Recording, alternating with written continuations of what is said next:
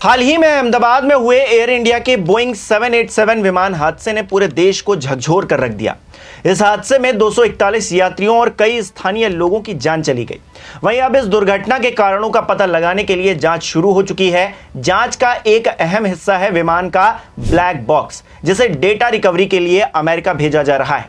साथ ही इस जांच में विदेशी एजेंसियां भी शामिल हो रही हैं। दरअसल ब्लैक बॉक्स दो उपकरणों का समूह है, यानी कि ग्रुप है, फ्लाइट डेटा रिकॉर्डर और कॉकपिट वॉइस रिकॉर्डर। एफडीआर विमान की हर गतिविधि जैसे कि ऊंचाई, गति, इंजन की स्थिति और नियंत्रण सेटिंग्स को रिकॉर्ड करता है।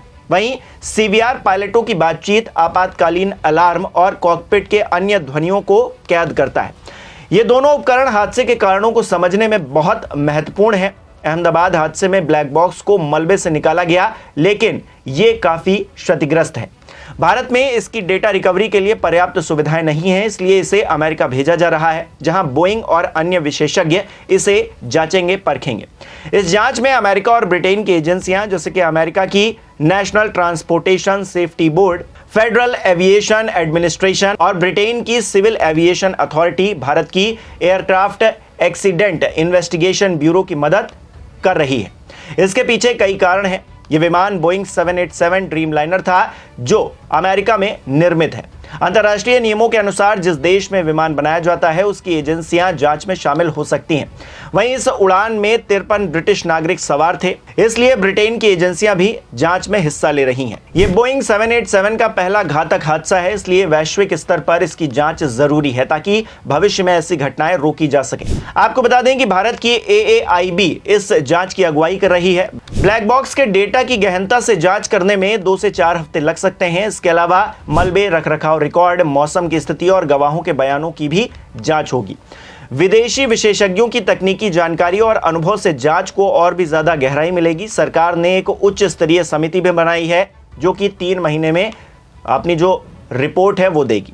आपको बता दें कि अहमदाबाद एयरपोर्ट से उड़ान भरने के तुरंत बाद एयर इंडिया का बोइंग 787 विमान दुर्घटनाग्रस्त हो गया था। 12 जून 2025 को इस हादसे में विमान में सवार 241 और जमीन पर मौजूद कम से कम 33 लोगों की जान चली गई। ईटी की एक रिपोर्ट के मुताबिक विमान के ब्लैक बॉक्स को जांच के लिए अब अमेरिका भेजा जाएगा, क्योंकि ब्लैक बॉक्स बाहर से पूरी तरह से क्षतिग्रस्त हो गया था। इसीलिए भारत में इसका डेटा निकालना मुश्किल है।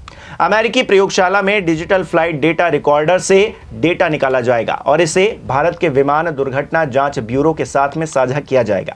जांच में यह पता लगाया जाना है कि दुर्घटना कैसे हुई और इसकी मुख्य वजह क्या थी। दरअसल विमान का ब्लैक बॉक्स पूरी तरीके से जल जाने की वजह से भारतीय जांचकर्ता इसका डेटा नहीं निकाल पा रहे हैं, जिसके चलते अब अमेरिका की नेशनल सेफ्टी ट्रांसपोर्ट बोर्ड की वॉशिंगटन स्थित प्रयोगशाला में इसका डेटा निकाला जाएगा। डेटा निकालने के बाद इसे AAIB को दिया जाएगा, जो कि DGCA से स्वतंत्र सिविल एविएशन मंत्रालय की एक जांच एजेंसी है।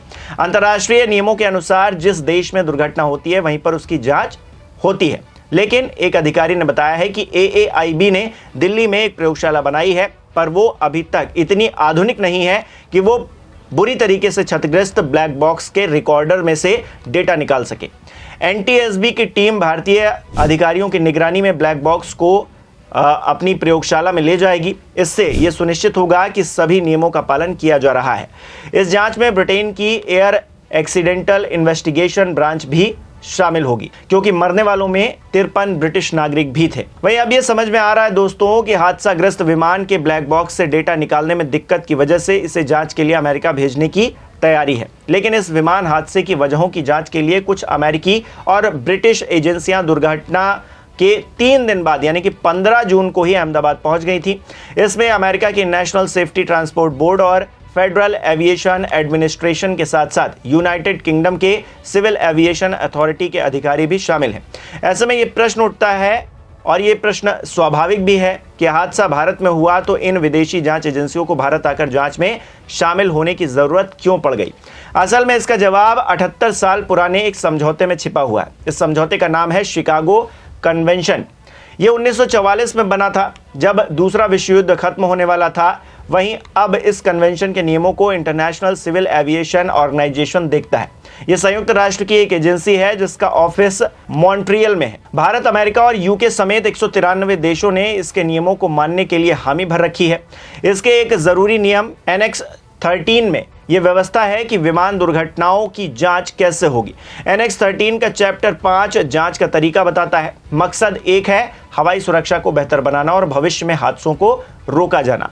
आपको बता दें कि इस नियम के अनुसार विमान दुर्घटनाओं की जांच की जिम्मेदारी उस देश की है जहां ये होता है। इसके अलावा जिन देशों का विमान से संबंध है वो भी जांच में शामिल हो सकते हैं। इसमें जहां विमान रजिस्टर्ड है, जो देश हादसाग्रस्त विमान उड़ा रहा था, जहां विमान की डिजाइनिंग हुई है और जिस मुल्क में विमान का निर्माण हुआ है। एयर इंडिया का AI-171 विमान हादसा भारत में हुआ, इसलिए जांच की अगुवाई एयरक्राफ्ट एक्सीडेंट इन्वेस्टिगेशन ब्यूरो कर रहा है।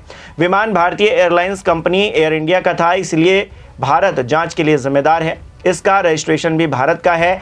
इसके विमानों पर VT लिखा होता है, जो कि भारत का रजिस्ट्रेशन नंबर है, लेकिन इसकी डिजाइन अमेरिका की है और बोइंग कंपनी भी अमेरिका की है। इसके अलावा AI-171 में जो इंजन लगा था वो भी जनरल इलेक्ट्रिक बनाती है और ये भी एक अमेरिकी कंपनी है, इसलिए इस हादसे की जांच में अमेरिकी जांच एजेंसियां भी शामिल हैं। वहीं इस दुर्घटना में 53 ब्रिटिश नागरिकों की जान गई है, इसलिए यूके की एजेंसी भी इसकी जांच में सहयोग कर रही है। आपको बता दें कि ब्लैक बॉक्स में दो चीजें होती हैं, फ्लाइट डेटा रिकॉर्डर और कॉकपिट वॉइस रिकॉर्डर। FDR विमान की ऊंचाई, गति और समय जैसी जानकारी रिकॉर्ड करता है, जबकि CVR कॉकपिट में होने वाली बातचीत और उसमें मौजूद जो आवाजें हैं उनको रिकॉर्ड करता है। ब्लैक बॉक्स नारंगी रंग का होता है। यह दुर्घटना के दौरान भी सुरक्षित रहने के हिसाब से बना होता है।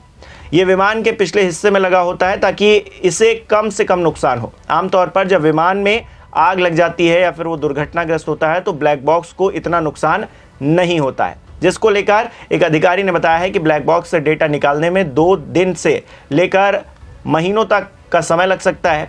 ये इस बात पर निर्भर करता है कि ब्लैक बॉक्स कितना क्षतिग्रस्त है, और उन्होंने कहा है कि चूंकि रिकॉर्डर क्षतिग्रस्त हो गया है, इसलिए डेटा को सुरक्षित रखने के लिए मेमोरी बोर्ड से चिप को निकालना होगा, इलेक्ट्रिक सर्किट की भी जांच करनी होगी। वहीं AI-171 विमान हादसे के जांचकर्ता कई चीजों पर ध्यान दे रहे हैं। वो ये देख रहे हैं कि क्या विमान के पंखों के फ्लैप ठीक से खुले थे या फिर नहीं, और लैंडिंग गियर नीचे क्यों था।